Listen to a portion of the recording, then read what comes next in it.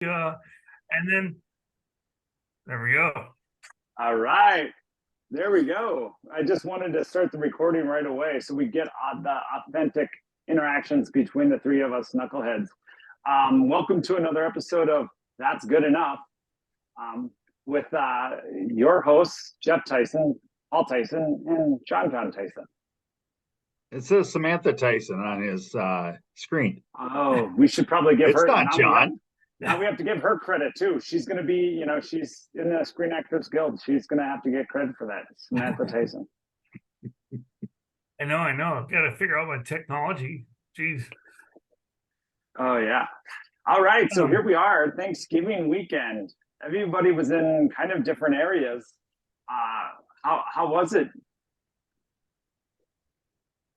It was really nice to show the pictures. One of the things I appreciated was you guys had your Minnesota gathering, and then I was up in Seattle with Samantha's family, and instead of trying to call and stop the groove of each celebration, we shared pictures, and so we were able to, in our, there was just a fluidity, it seemed like, in sharing that out. It's pretty cool. Yeah, I thought that was great. First of all, beautiful pictures. Like you said, right on Puget Sound, right? You were right, and we were in the most beautiful part of Stearns County, the Jacobs Ferry area. Same thing, Puget Sound, Jacobs Ferry. Those always are big tourist traps for sure. Yeah, good weekend. So it looked like it was a good time in the Mount of De La Rose.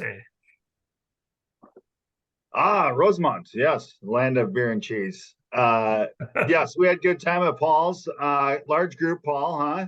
Did we set a record, or was last year bigger? Paul did a mashup of two family Thanksgiving dinners because one isn't complicated enough, and it's hard enough for one family to get together. He decided to put both families together on his wife's side and his it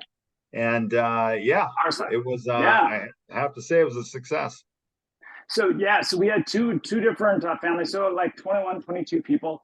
It was awesome because we are literally able to kind of move all the furniture to the side and put one long table for everybody. Kids, everybody was included. So we have a guest here, and without any further ado, because everyone can see, the world-renowned guest number one. Please welcome, ladies and gentlemen, from Oklahoma, Mr. Chris Barber. Hey. What up, brothers? What brother from another mother, Chris Barber. Look at that. He's got the Midwest version of Oklahoma going with a fire, trying to do my Nick Offerman. Trying to do my Nick Offerman impersonation for you. Nice. Dude, I love his last book. The last book he just wrote. Was about I can't remember. That one? Wasn't it during COVID he did his 2 hours straight of him drinking bourbon by a fire or something? Yeah, it's pretty good. That sounds like Ron Burgundy. On YouTube, he just has a camera on him drinking bourbon by a fire for 2 hours straight. Oh, terrific. What more do you need? That's awesome. No, the book I was referring to is where the deer and the antelope roam or whatever. Yeah, I thought it was his last book, but I haven't read it.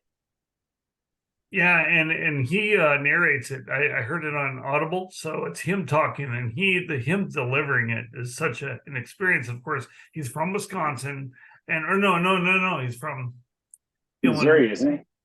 Yeah, but Illinois. Sorry, yeah, Illinois. They summer vacation in Minnesota, so it was the Minnesota Lake summer experience. But then living in LA, and then he talks about pandemic, and then going camping, and just life with his three friends and that type of thing, or two friends, and it was pretty cool. Yeah. Well, awesome. And then he and his wife, Megan Mullally, bought an Airstream and then went across to visit family in Illinois and all of that. Yeah. It's a good book. But Chris Barber, you're here. I'm here, How man. You doing, bud? I'm doing well. Jeff, hadn't seen you and talked to you in forever. I know, man. Good to see you. I've talked to everybody except you, I think, in the last year. So what's up? Not much, man. I'm just impressed by the roaring fire background you have, and like he's got the. I mean, this guy's ready to go. This is Chris's class act. I love And a dog. My dog just showed up right on cue. Right. it. Here's Where's the the commercial. smoking jacket and And the hit. pipe? And cute Okay, now dog. go. There we go. Set Oh, and nice. and scene. And scene. I purposely wore glasses because I thought it was going to be Chris Barber too. Our very first guest. I'm like, how am I going to fit in with this crew if I don't have my glasses? Even though they're cheaters. Yeah. No, I Oh my want to know. gosh. Did you guys know? Did Oh you think- yeah. Oh yeah. Oh yeah. We- In fact, we have questions prepared. We knew it that much. Then we knew that was coming. Right. Yeah. We're like, We first of assumed. all, John's in charge of bringing the first guest on. Who's John's friend? Chris Barber. I had a couple surprises, but I had to start with the classic Chris Barber. And dude, you got Classic. little Mary Poppins going in the background. You got a little J.R.R. Tolkien. Are you in Europe right now? Or are you in No, I'm in my front room, actually. Nice. But the rest of the house is trash, so I had to find the one square that was actually presentable for public consumption. laundry on the other side Friday and Right. Sunday night? Go kids. Yeah. Nice.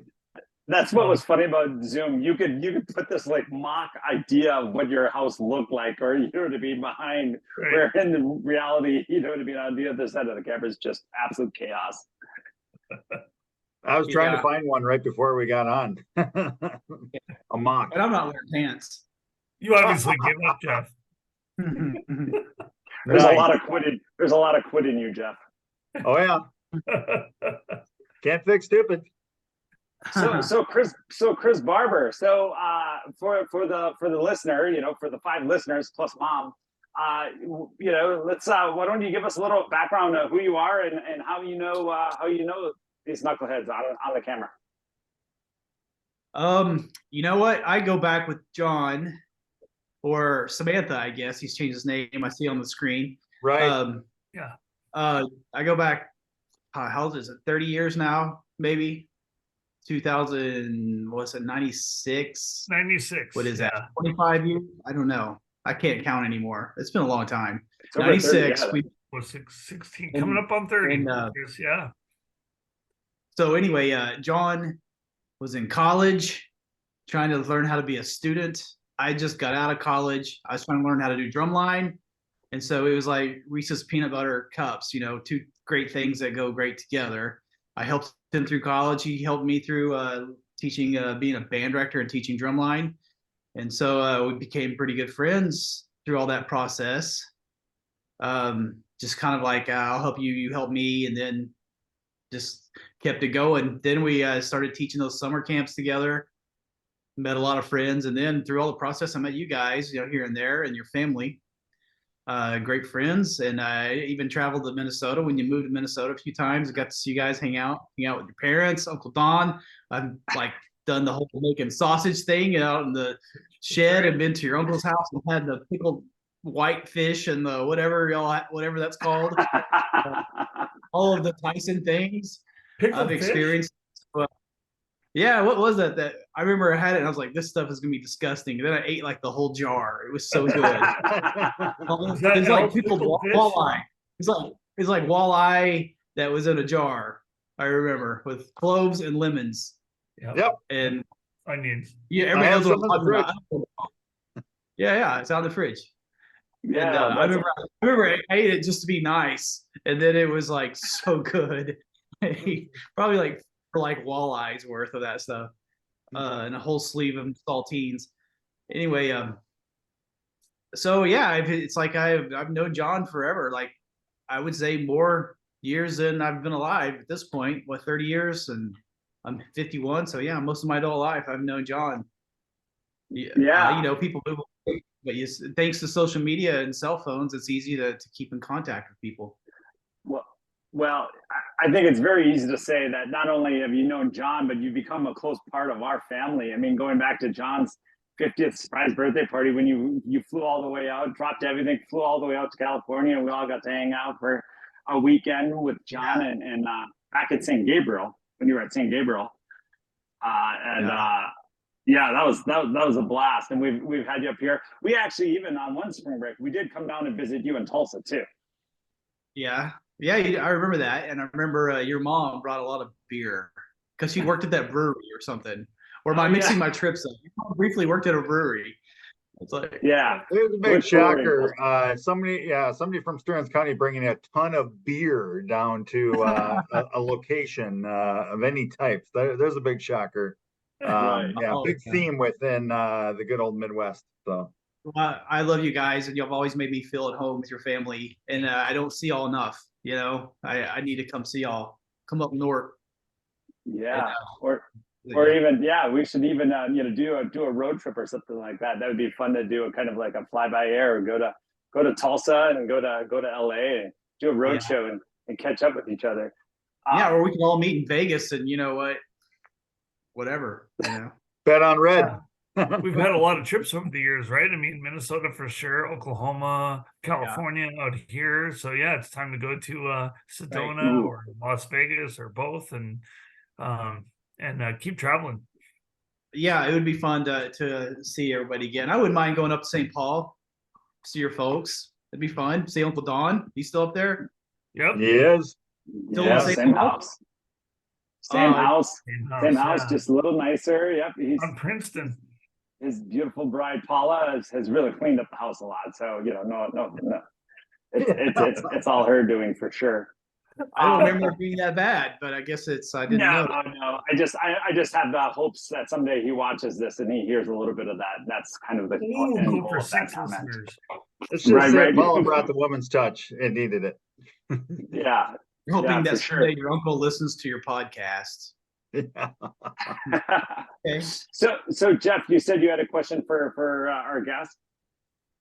Yeah. So we figured it was you, Barber. We took a wild stab, but so Paul and I were prepping a bit, and we said, what would the first questions be? So I guess my first question, and you've kind of answered, but why are you friends with John again? You know what? I think because we live in different cities. Okay. That's probably it, and that's probably why y'all's relationship distance makes the heart grow fonder.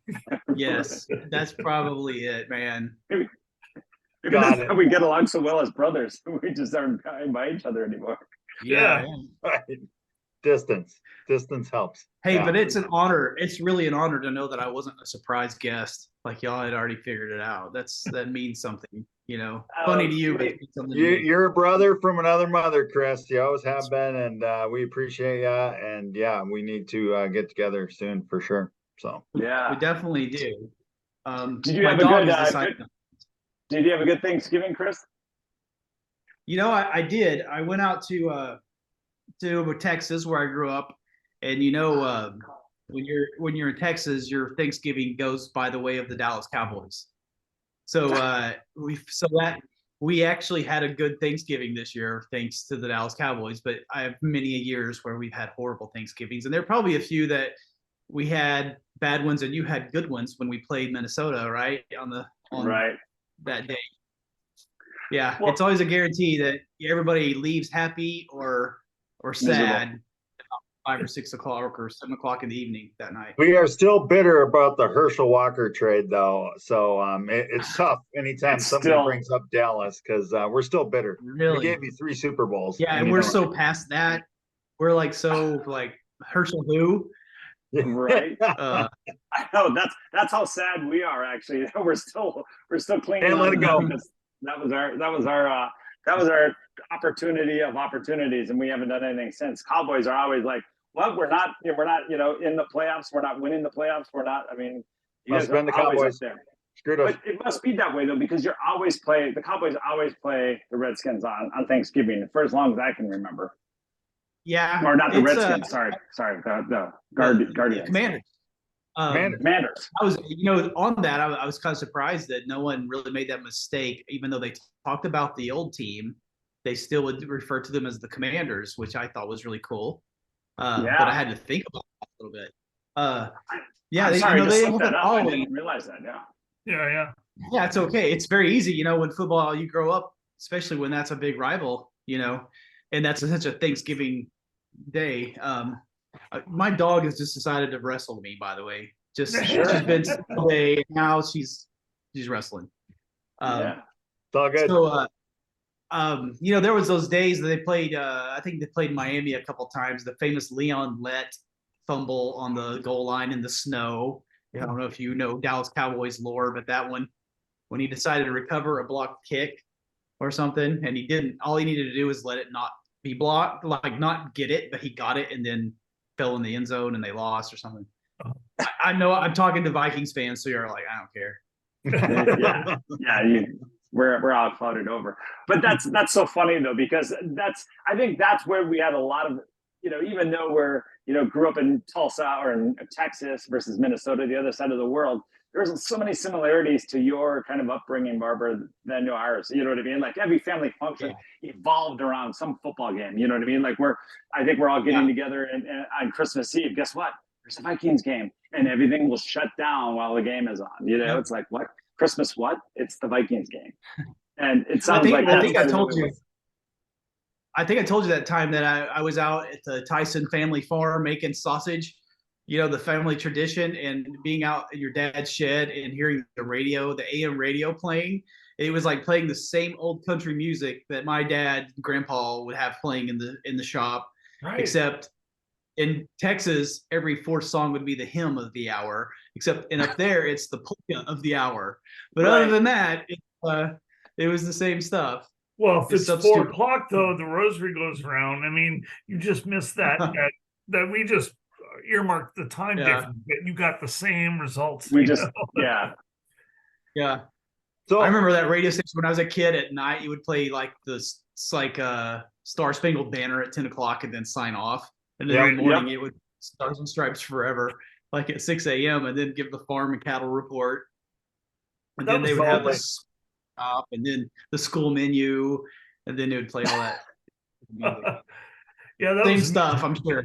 Up there down in Oklahoma, we were hanging out, and all of a sudden, you were talking about growing up in Texas, and I was talking about growing up in Minnesota, and so much of the banter was like, people called me a Yankee, and I'm like, what the hell are you talking, a Yankee? I'm from Minnesota. Like, isn't that the East? Like they just thought anyone from the North. Well, but the way we grew up was so similar, and we were in the center of the country. I mean, literally straight down if you cut it straight down the plate. It's actually closer. Go to 35E, take a left. Closer from Tulsa. It's closer to Tulsa to Minneapolis than it is Tulsa to Houston. It's hard to fathom that, but it's crazy. Really? Texas is so big. Yeah. Huge. Yeah, I didn't know that. But the title of this get together once a month is That's Good Enough, and that's why I think that this is the perfect first guest. Not because we love you and you are our fourth brother, but it is one of those things where it's like there were a lot of similarities, and I remember you telling stories about your dad and big truck driving down the country road and just like lost a hubcap. Well, that's good enough. We'll get another one, or we don't need that one, or whatever. You know what I mean? There's a lot of similarities with some of those stories. Do you have one off the top of your head, Barb, that you can throw out? I have one. I was telling somebody the other day that I remember turning 16 in February, and then this is something I was telling because it just doesn't exist today. I turned 16 in February, probably 1988 or something like that. 1 month later, I had to go drive 12 hours in spring break. Only had a driver's license 1 month.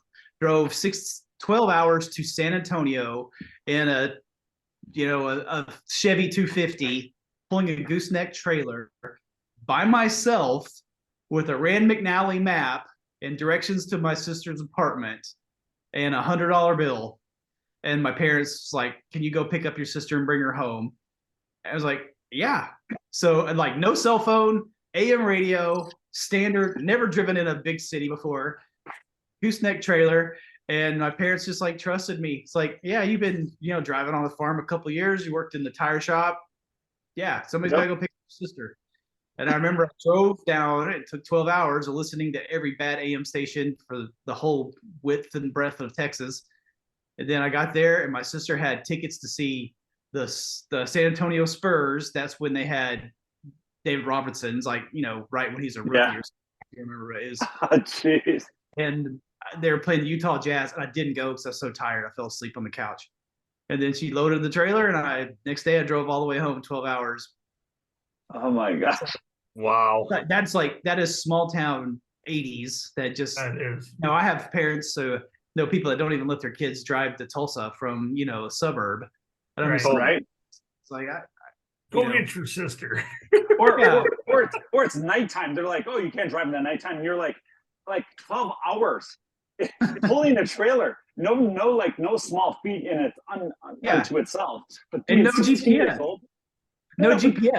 Yes. Rand McNally, and it's a bench seat. So the Rand McNally map is open in the seat, and I have like a legal pad with directions to my sister's apartment that, back then directions were, you'll see this light, go 4 lights, turn right at the one that says, Sanchez. On Sanchez, you're going to go 4 blocks. You'll see a McDonald's. That's like, how do you read that when you're driving? If you went to the mobile station, you went too far, and you're like, Jesus Christ, like, why do I need that information? Right. Back in the day. Oh my God. Yeah. And so I don't have, when like parents will say, well, I don't want my kid driving at night. I'm just like, that doesn't relate, Doesn't compute. It's tough. Yeah. They got to grow up sometime.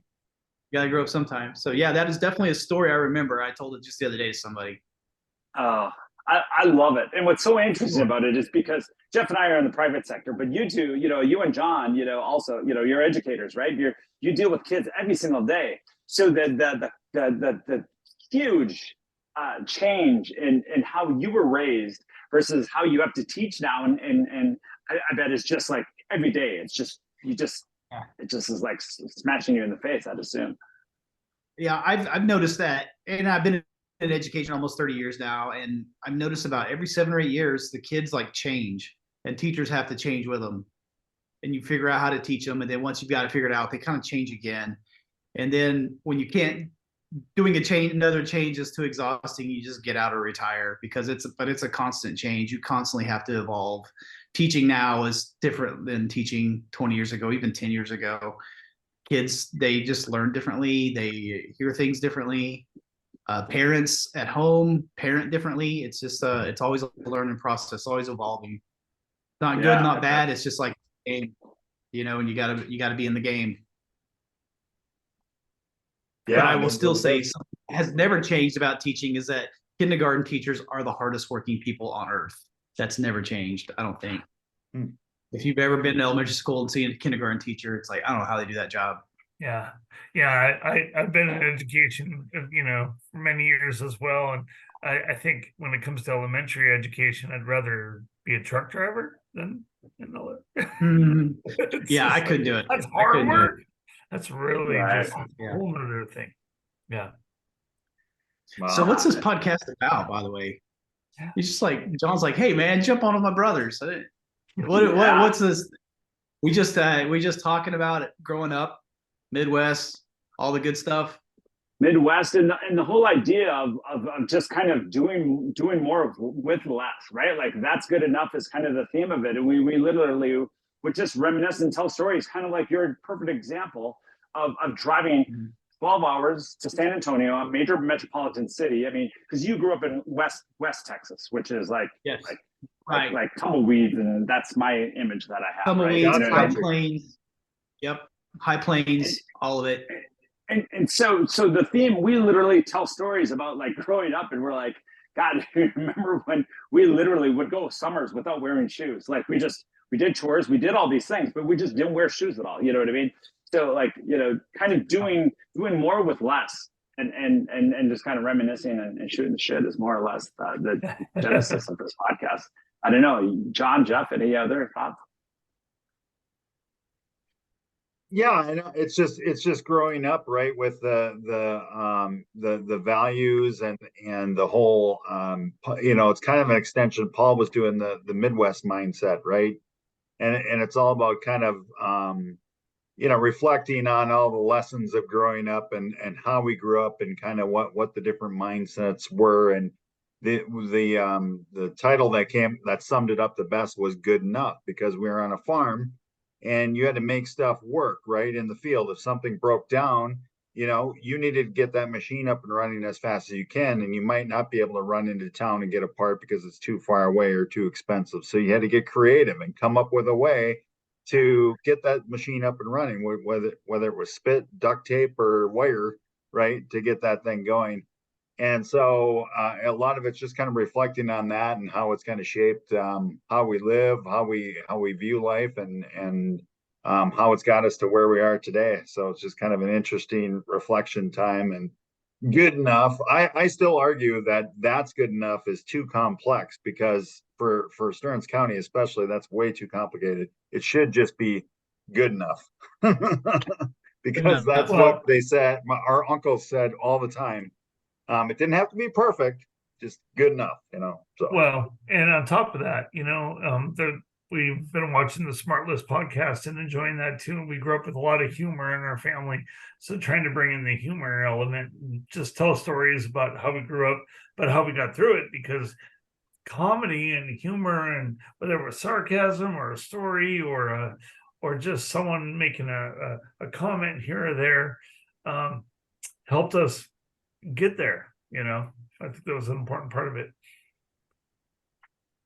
Yeah, Definitely. I just thought of another story. I have a niece that is married to a Wisconsin boy, lives in Madison, which is, I'm sure, to you guys forever over the border, but to me, or it's like close to you, but I don't know.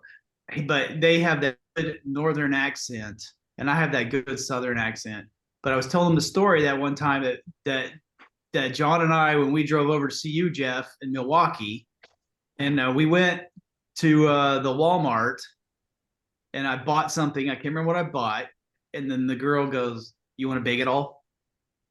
I went, "What?" She goes, "You want a bagel?" I was like, "What? You want a bagel?" A bagel? And then John goes, "A stack." Oh, I couldn't understand what she was saying. A bagel. But I can imagine when you're down in Texas and somebody's like always fixing to do something, you're like, "What are you fixing? What are you gonna fix? I don't understand." Yeah, when John lived in Tulsa, he'd come back. He's like, "Jeet yet? You want to?" I'm like, "You what? Jeet, you want to? Or fixing to do this? 1, 2, 3, 4. Yeah. We're like, "What the flip are you talking about?" Yeah. So it is fun being similar, but all the little differences. Like I said about the radio, it's really cool. You think about how big the Midwest is. Even Oklahoma doesn't really know where I live now. Is not it doesn't know what it is, because it's the South is kind of South, the West is kind of High Plains, the North is kind of Ozarks. It's got a little bit of everything. Sure. But growing up in Texas is definitely Southwest where I grew up for sure. But so we don't really know what we are out here. Yeah. Well, it's so interesting talking about, also, just kind of growing up the way we did, I think you have a lot of family stories too, because you come from a big family, right, Chris? Yeah, I do. I have 3 siblings, and parents still going, and we're all spread out. My parents are very Texas, and if you've ever met real Texans, you know that they really don't care about anybody else other than Texas. And my mom tells people that they have a son that works abroad, and they're not joking. It's not even a joke. Like, I'm 5 hours away, 6 hours away over the border, and as far as they know, you could be in Germany for all their yeah. Like, I try to get my brothers to come visit, and they're like, I just don't know. We'll go to work, whatever. And then I find out they drove like to Dallas, 8 hours. Right. But that makes sense because it's Texas. For a football game or for something, you know what I mean? Isn't it funny when you hear something like that, Chris? It's like I just can't fit it in. I can't fit you in. Just too busy. And then you find out like they went to like this redundant, kind of goofy, but yet important to them. It's hilarious. I like some come to visit me stories too about Chris. I like some of the stories you tell about like your dad owned the gas station. Was it a Conoco or a Texaco? Chevron. Sorry. Chevron. Yeah. And so the stories from the generation we inherited is also, I think, a part of that's good enough. What do you got from some good old gas station stories? Yeah, I may be the last college kid that put himself through school, like washing the windows and checking oil and filling a car up, the old full service Full station. service. Yeah, that's right. Yeah, Wow. Yeah, those days that's are what we gone, did. aren't they? Like, yeah, we didn't even have self service. It was like you pull up to our pumps, it was full service, and it was the norm even. Um, those days were great. It was a small rural community, so we had a farm as well, but we also had a farm service. So we fixed tractor tires, like flat tractor tires, and we also fueled train engines. So that was part of the business too. But it was also it was called the Barber Oil Company. And at 5 o'clock, my dad and my grandpa would leave, and then it would start Barber Oil Company happy hour. Hope my dad never watches this. He knew, but like all the farmers would come into town and have their happy hour at our gas station, like pull in all the bays and everything. And we had old Pennzoil cans. You remember like oil cans? Yeah, Yeah. yeah. Not like These the cans. He but hates the these old can. cans. Yes, that. Yes, there's cans in there. These cans. So, but the bottoms were cut off, and if customers would come, they would just put the can over our beer. And so we'd have and we had like the old Cushman shaved ice machine that everybody Yep. would stick their dirty hands in and just pull ice out, eat it all day. Like, so gross. That's why we didn't need, all this antibacterial stuff back then, because somehow we gave whatever there was out there, we gave it to ourselves and we built up the immunity to it, right? Right. Yeah, we Makes were you all chewing stronger. the same dirt. Is Dust Bowl out there, so we all chewed the same dirt all day long. So we were good. That's awesome. So now, and just a small transition, we don't have to talk specifically about, your kids, but you are a father, right? So how have you kind of melded growing up the way you grew up into being a parent today? You know what? I don't know. It's hard. Parenting's hard. I have two wonderful Absolutely. kids. They're great. I think more that helps more than anything is that I had kids late in life, and I was a public school educator for 21 years. And so Sure. that if anything kind of gave me an advantage. Just I've kind of seen a lot, and I've learned what you do worry about and what's a big deal and what's not a big deal. That's helped out. But growing up, I don't know. I think I tell my kids every night, love, kindness, and hard work is what it takes. Yeah. And then they always say, and laser beam strapped to your head. That's every night. I say, love, kindness, hard work, and they'll say, and laser beam strapped to your head. Perfect. They don't know that Laser Cape beam Awesome strapped Powers to your yet. head. Oh, they don't get it yet. Oh, but there's that piece of that sense of They humor. don't get it And yet. One of these days when they see Austin, they're gonna be, yeah, they're gonna see Austin Powers someday and like, that's where my dad. Yeah. Well, the reason why I Yeah. asked though, Chris, is that I think what's cool about that is that because we're raising them differently than we were raised. Obviously, that's kind of the whole goal, right? If we can keep doing better, if we can leave this place better than when we got there, right? That's the whole concept. If we do that one thing, we're doing pretty good. And so when having kids, but there's still that story of how we were raised. I think there's some of that we can still, we can steal from this, but then add to it with what we're getting better at or trying to be better. And it's not that this is better than that, but it's more like, how do we take all the information that we were raised on and add to it as we develop? And like you said, even when teaching, every 7 years, you have to be able to change or adjust and be fluid. So I love that there's still that hard work piece of it, whether that is from your parents or from your father. I think that's cool. Definitely how I grew up. Love, kindness, and hard work. That's very important. And I do my best there. And it's hard. It's easy to say, sometimes hard to do. It has to be intentional. But that's small town. That's growing up in a small town. You still have to live, everybody, and you got to live in that town with them, whether you like them or you don't. So you got to be kind. It's really important. Yeah, and trying to set up the circumstances so they can utilize those skills or practice those skills. Practice hard work, be motivated to be better at something. We Chris, you and I teach in music and the arts, and we see that as a conduit or sports, of course, a way to practice that. To practice hard work. We grew up on a farm. You grew up, on the panhandle. It's like we had circumstances that brought that out of us. And now that we have so much, and so much is going on in our world, how do we create that or continue to create that? It's such a trick, right? Yeah, it's definitely has to be intentional because it's so easy to let everything slide with the media. You have all this digital media socializing your children now that didn't exist other than Atari. When I grew up, but that really wasn't socializing. That was a media socializing with other people. Now it actually socializes you, or socializes young kids and adults. And so that is something you have to be aware of. My kids don't have cell phones yet, and I'm just like holding out as long as I can. Because once you have it, it's over. You're tethered to the world, and that feeling to be being untethered. I long for it. I long for being that guy driving to San Antonio with a random galley map and nothing else. Those days. Simpler times, right? Yeah. By the way, speaking of Atari, I think I still have the record in Donkey Kong on the Tyson family anyway. Right? Okay. Right? I think you do, Jeff, but I have Pitfall because I went the wrong way. I went the backwards in Pitfall, and I could kick its butt. I literally had the joystick and I had everything dialed down to the right jump at the right time. I was locked. You missed the string. And I had the best Mega Mania score.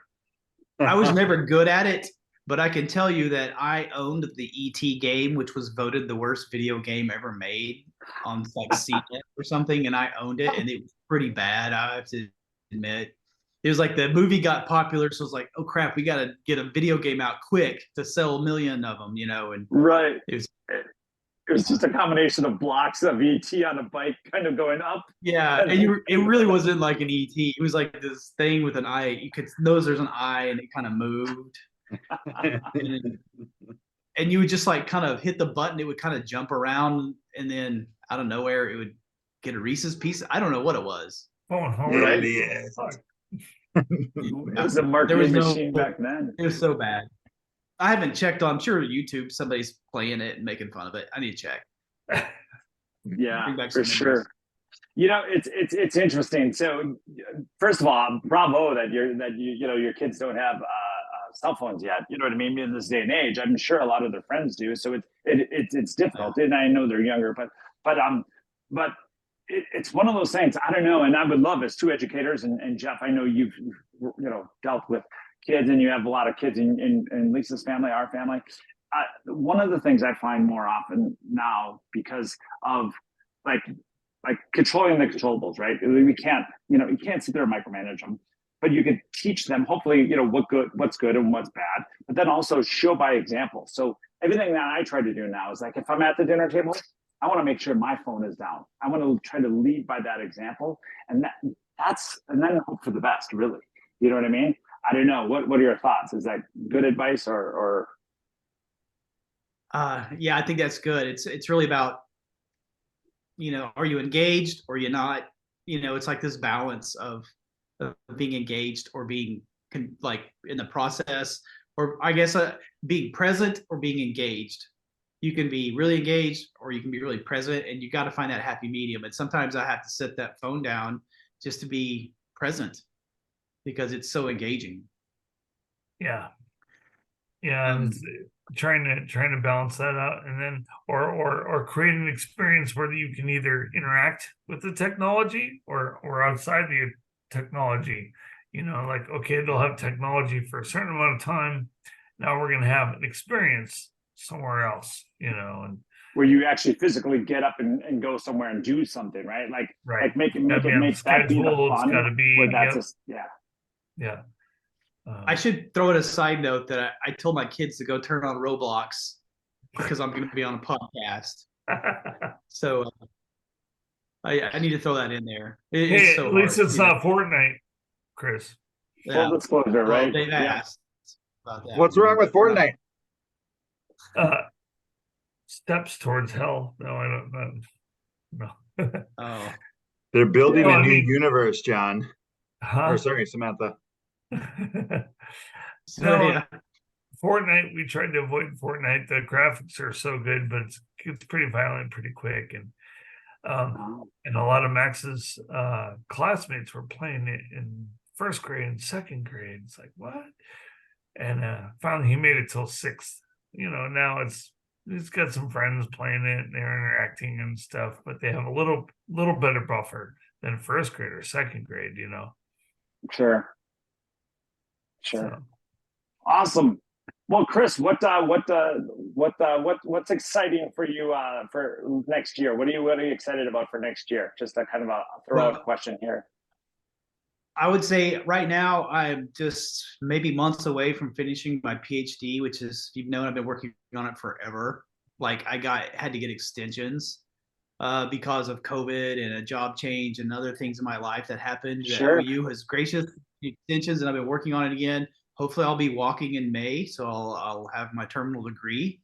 So is that when you earned the patches for that turtleneck that you're wearing? Is that what? Yes, they will. It's not no, I'll get the jacket, but the jacket, yes, has patches. You got to earn those patches, boy. You get the pipe and the smoking jacket. Nice. Yes. Is it velvet? Complete. Oh yeah. Yeah. I might on even like for special friends, I'll put a fez on in my jacket. Nice. Yeah, so that's really something I'm looking forward to, getting that finished and just feeling like, I've gone to 24th grade and I'm done. So that's been something it's been a hard love-hate relationship with that degree for the last 10 years. But, life happens, kids happen, things happen, pandemics happen once every 100 years, but it happens. But it's so funny. Yeah, right. You don't have that factored in when you're immediately going for your PhD. You're like, oh yeah, what if a national pandemic happens? Yeah. What would I do? Yeah. Well, I think the University of Oklahoma is like, you know what? You've been playing that pandemic card for a little too long now. Let's get this thing done. So okay. Hopefully I'll be walking in May though, and then so I'm definitely looking forward to that for sure. That's awesome. So I tell you, man, that's great. Maybe when I come back on the year anniversary of tonight, I will have my jacket and my patches and all of it. I'll change my name to Dr. Barber so you can. Oh my gosh, we're definitely going to play that up for sure. Right?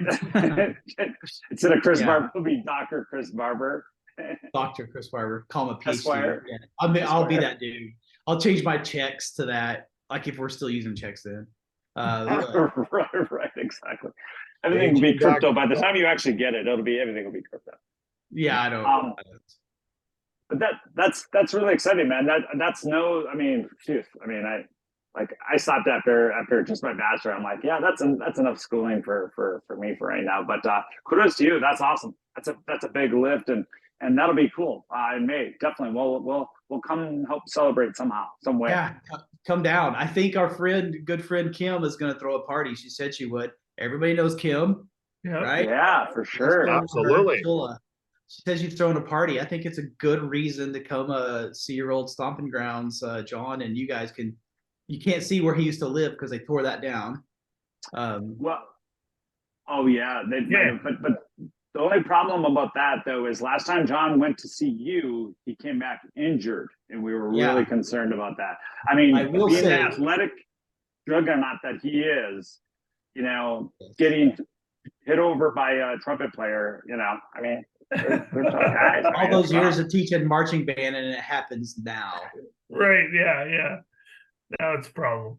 Those kids are tough down there, man. They are rough. Yeah. They play rough. Gotta keep your eyes open. I wasn't here that weekend. I was in Chicago seeing Peter Gabriel that weekend, by the way. Much smarter. Shows I've ever seen. One of the best shows I've ever seen. Nice. So cool. That's so awesome. And then we saw you the next day. It was like, got run over by a trumpet and a clarinet player. Yeah. Better than a reindeer. Oh, it's horrible. That was great to come down. Well, it definitely has been too long since we've hung out. I think it's been, 2 years? How old are you, John? 51? Because we can measure how old he is. Right? 2 years, yeah. So, 2 years.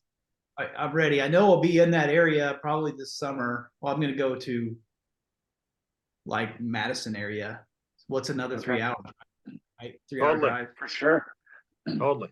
It's That would right. be great. Or ice fishing. We almost set up the ice fishing last winter, and a couple things didn't work out. But ice fishing would be a hilarious experience for you. Awesome. Hey, I've had that once with you guys, or I can't remember. Jeff, did you go? I can't remember. No, you were in Milwaukee. Paul went with, yeah, I think it was over by Rosemont, wasn't it, Paul? Yeah, Or Prior not? Lake, wasn't it? Then we took him Prior on to Lake. Prior Lake. Yeah. Man, it Yeah, was so that's for weird. sure. Like, on that ice in that Driving big a pickup, big laughing at me, pickup truck on swerving. the ice.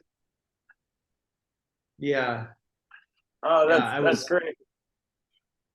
but it Well, did well, answer the age-long myth of do you actually catch fish? And the answer is, in fact, no.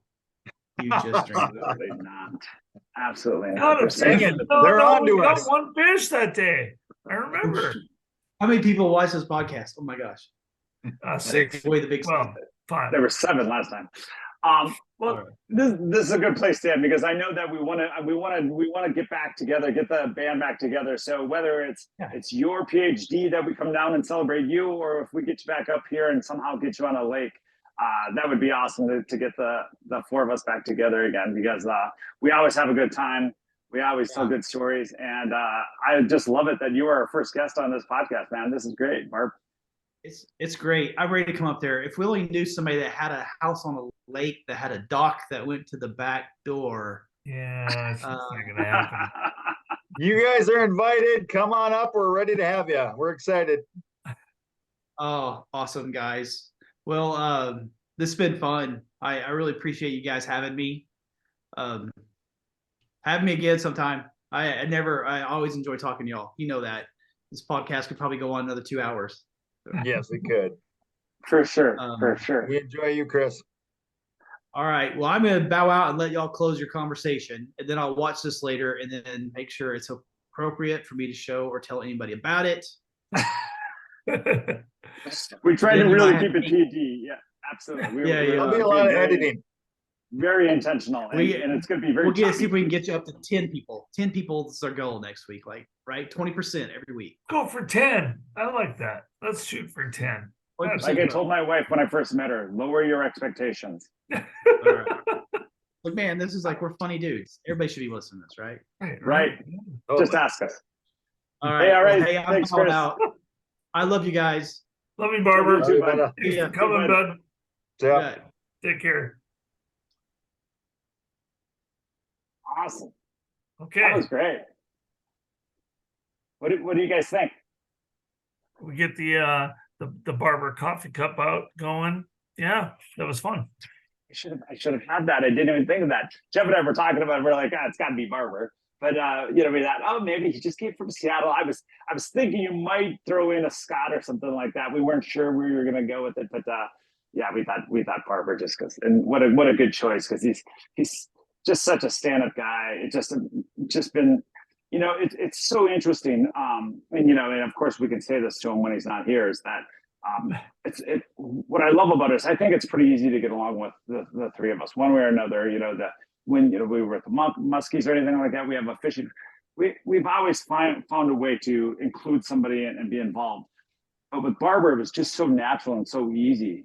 Jeff, wouldn't you agree? I mean, John, you and he have been friends for a long time, but I mean, when we first met him, Jeff, I don't know if that's when you and I went down to spring break to visit John or when it was, but it just seems like it's always been very easy and natural. Yep, totally. Yep, he's the 4th brother and always just great guy. Yep. Yeah, and whether coming up for sausage or the baseball games, and Jeff, you were in Milwaukee at the time. Yeah, we had a blast for sure. That was cool and just good times hanging out. So I had a couple other plans to throw you guys off, but I thought, no, let's start with Barber. That'd be perfect. So glad he was able to do it and, chat about life. Yeah. It's definitely, like I said, that PhD, that's no joke, man. That's 10 years. That's a lot of work. Being a father, being an administrator, all the different hats that he wears. I think that's pretty cool. Yeah, he's living a big life. So glad that we Yeah, could for chat sure. with him and that he could come up. And dude, he loves to come up and visit, our world. We should go down to Delhart one of these days. Yeah, maybe we'll do that. All right. So I do have some exciting news real quick as we wrap this up. The next time we do this, the three of us will be live in front of each other. December. John's coming home. Let's do it. All right. Coming home to the county they call Stearns, and we will we'll be able to do this live from there. Okay. Get around a table, grab a beer and maybe a pipe like old times, like the old photo, and see if we can't have our next episode live together. Yeah, make some trouble. That'd be awesome. Happy holidays, everyone. For sure. So with that, I'll say goodbye. This is awesome. I appreciate you guys. Bye, everyone. See ya.